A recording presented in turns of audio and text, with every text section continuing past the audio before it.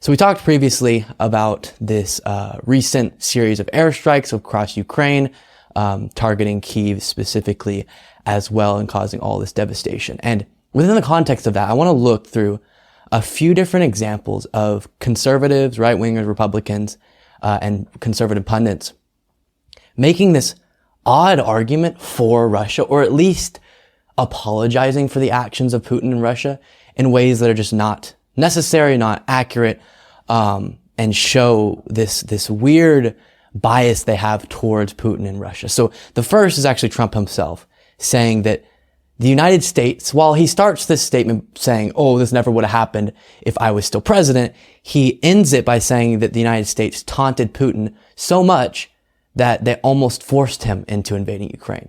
What does that even mean? I don't know. Take a look. It would have never happened if I was president. If the election wasn't rigged, this would not have happened. Ukraine and Russia would not be fighting. It doesn't mean they'd love each other, but there's no way that they would be fighting. There's no way that Putin would have gone in. They actually taunted him. If you really look at it, our country and our so-called leadership taunted Putin. And sort of, I would listen. I'd say, they're almost forcing him to go in with what they're saying. The rhetoric was so dumb. It would have never happened. They're almost forcing him to go in. The rhetoric was so dumb is what Trump said there. No, that's not true. The only rhetoric leading up to Putin's invasion was every single leader, including Biden himself, saying, don't do it. We will have to hit you hard with any economic means and military support to Ukraine that we possibly can.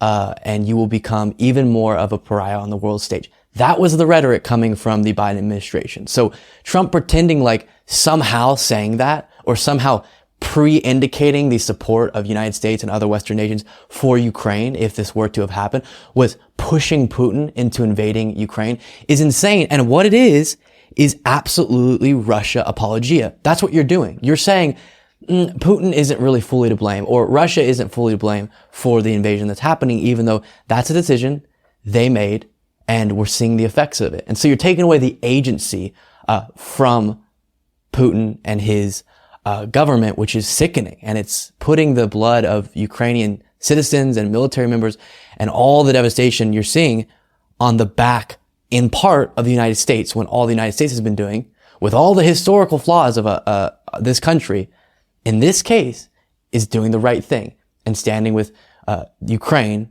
trying to defend their sovereignty.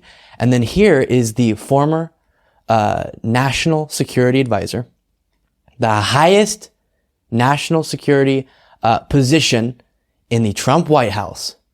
That's the position he had, saying a similar thing, calling Zelenskyy a fool and saying that Putin and those around him are bold. So when you see Putin and a very interesting speech that was just given, I think, literally in the last couple of days by Medvedev, okay, the former. So Medvedev is another guy in the hierarchy. He was the president of Russia for a short period of time. Medvedev's speech was very stern. And so we have got to pay attention, because these are not shy leaders. These are bold leaders who have everything at stake in terms of protecting their country. So these fools, and like I said about Zelenskyy and his statement about nuclear war, and people can go to the various Telegram or my various social media and see it. That is a foolish person. But what's more dangerous than that is a dangerous fool, right? A dangerous fool is what he labels Zelenskyy as, which is just incredible. Because I guess what he's responding to there is the comments from Zelenskyy asking the United States and other Western nations to clearly outline what their response would be if Russia used nuclear weapons, so that Russia would be discouraged from doing so. And a lot of people on the right frame that as Zelenskyy calling the United States to preemptively nuke Russia. I didn't see where Zelenskyy said that. They just pretended that's what he said. But then trying to again characterized Putin and the other leader he mentioned as the bold ones who are fighting for their own country and the defense of their own country. And it's Zelenskyy and the Ukrainians, I guess, that are the dangerous fools. Makes no sense. And then here is an individual at a Trump rally who presumably is Russian herself, but a Trump supporter, giving a similar sentiment. With the Russia and the Ukraine conflict, what's your... My opinion, I grew up in 40 years, under the Russian thing. And I love Putin. I love Putin. Putin is making the right, what the American people is built over there. He wants to clean them out, He wants to get rid of Americans? Clean them out? Clean them out, all the biochemical place, everything, and the nuclear thing. Yeah. We'll have to talk more about this because He's a good president, Number 2 after President 1. Number 2. I love him. So I guess the number 1 president in her mind is Trump, and the number 2 is Putin. It's so bizarre. And maybe the person besides her own personal experience that she's also getting this idea from is Tucker Carlson, the largest cable news host, unfortunately, saying stuff like this. Wait a second. Why is it disloyal to side with Russia, but loyal to side with Ukraine? They're both foreign countries that don't care anything about the United States. Kind of strange.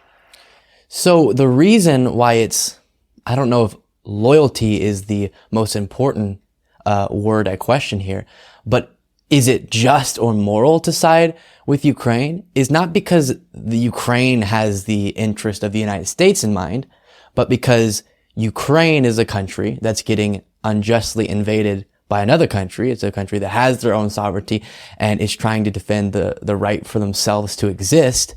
And the other country is the invader. That's why it's the correct and moral position to side with Ukraine. So you can see there, from Donald Trump, the leader of this movement and party, all the way to Tucker Carlson, the largest cable news host, all the way to a national security advisor, and then people on the ground who are Trump supporters, believing maybe at different levels of explicit support. Obviously, the Trump supporter lady was saying, I love Putin. Trump would never say that, but he would say, the United States pushed Putin into doing this, taking away the agency and responsibility out of Putin's hands and putting it somewhere else. So all of that's incredible. Let me know in the comments why you think this is becoming a thing. My only speculation is that the right saw the left pretty quickly and aggressively, including Biden, stand with Ukraine. And there was kind of a knee-jerk, let's take the opposite position as the left. And to be clear, there's plenty of conservatives, tons of Republicans, and tons of right-wingers who also support Ukraine. This is not across-the-board generalization or anything like that. I'm just pointing out a lot of the prominent figures who are apologizing for Russia's actions. And the only reason that I could concoct, besides maybe a fondness towards authoritarian leaders, because they hope one day Trump could be that or something, is an anti-liberal stance. And they saw a lot of liberals supporting Ukraine. I don't know. Let me know what you think.